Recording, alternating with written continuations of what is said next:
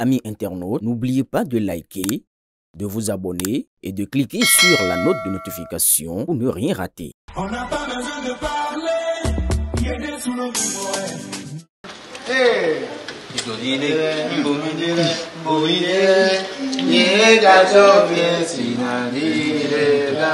Alléluia.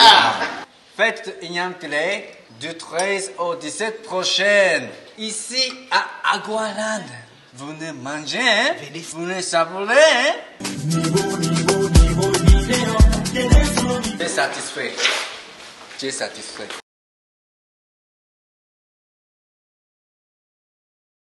Fin de règne supposé de la rupture. Gbadamassi et Yaoundé offrent leur poitrine et risquent gros. Les membres de la famille qui oublient déjà Talon seront surpris du destin de la rupture. Le président Patrice Talon est heureux de partir. Dieu lui a offert une bonne fin de mandat, contrairement aux prédictions des adversaires de la rupture. Et pendant qu'il est adulé par ses compatriotes qui toisent aujourd'hui une constitution qu'il avait applaudie parce qu'elle fixait la barre à 2 mandats non renouvelables, c'est curieusement les insatiables de son camp et rois de l'ingratitude en politique qui conjuguent déjà leur leader au passé. Seuls 2 visionnaires, 2 fous, s'offusquent des dérapages et des propos inappropriés des hommes de Boniaï. À l'inverse de Bios Sawé, qui claironne partout la fin du président Talon parce que, croyant nagotiser le parti LD pour se frayer le chemin de la candidature du parti, Rachid Gbadamassi et Janvier Yaoundé ont décidé de rétablir la vérité. Chacun dans son couloir, ils ont démontré point par point les mensonges des assoiffés de la candidature du parti Les Démocrates. Le président Talon, collé à sa rectitude d'essence, a décidé de ne pas suivre l'invitation de son peuple à continuer vaille que vaille le contrat du développement de la cité Bénin.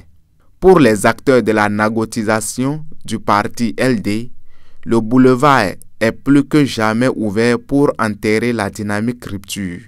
Mais n'ayant aucun argument de valeur pour justifier cette quête du Graal, délation, injure et mauvaise interprétation de la réalité se disputent les cordons vocaux de la bande à Boniaï. Évidemment, lui-même est dans leur jeu.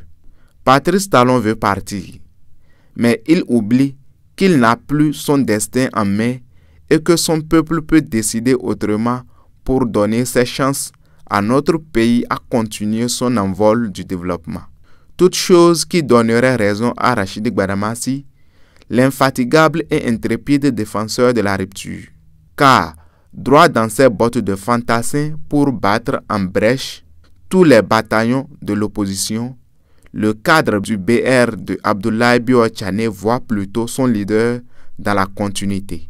C'est pourquoi d'ailleurs, une certaine intelligence diabolique, sachant qu'il serait difficile d'attenter à la vie d'un ministre conseiller à la défense et ancien président de la commission défense et sécurité de la 9e législature, a décidé de le confier aux forces des ténèbres. De sources proches de la caste des malfaiteurs du village Okofo, près de Kaboua, la même intelligence diabolique a confié le nom du défenseur de la rupture pour une fin tragique.